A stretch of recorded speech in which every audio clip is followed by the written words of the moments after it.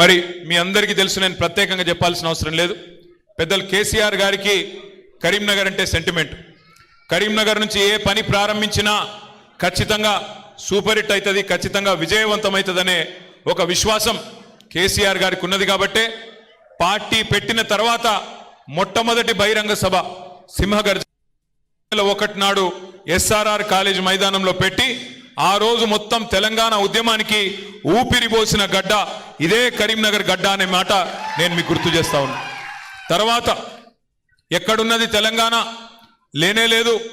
రాజశేఖర్ రెడ్డి గారి ప్రభుత్వం వచ్చిన తర్వాత ఆయన సంక్షేమ బాటలో తెలంగాణ వాదం కొట్టుకపోయింది అని చెప్పి ఆనాటి అప్పటి పిసిసి అధ్యక్షుడు పిచ్చి ప్రేలాపనలు చేస్తే దానికి స్పందిస్తూ కేసీఆర్ గారు తన కరీంనగర్ పార్లమెంట్ సభ్యత్వానికి రాజీనామా చేసి మీ దగ్గరికి వస్తే మీ బిడ్డను 2 లక్షల ఓట్లతో గెలిపించి మొత్తం దేశానికి కరీంనగర్ దమ్మేందో తెలంగాణ దమ్మేందో చూపెట్టిన గడ్డ కరీంనగర్.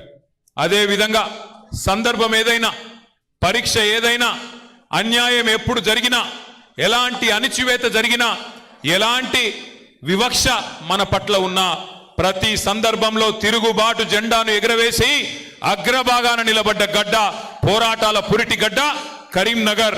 కాబట్టి ఇక్కడికి వచ్చి నేను మీకు ఎక్కువ తక్కువ చెప్తే తాతకు దగ్గులు నేర్పినట్టు అవుతుంది. ఎక్కువ చెప్ప, కానీ కొన్ని విషయాలు మాత్రం మనం గుర్తు చేసుకోవాలి.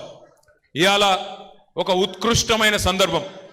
24 ఏళ్ళు నిండి 25వ సంవత్సరంలో ఉద్యమ పార్టీగా పుట్టి 10 ఏళ్ళు అధికార పార్టీగా తెలంగాణ ప్రజల తలరాతను మార్చి గత 15-16 నెలలుగా ప్రతిపక్ష పార్టీగా కూడా, ప్రతిపక్షం అంటే ఎట్లుండాలనో అధికార పార్టీకి ముచ్చెమటలు పట్టిస్తున్న పార్టీగా తప్పకుండా కొన్ని విషయాలు గుర్తు చేసుకోవాలి.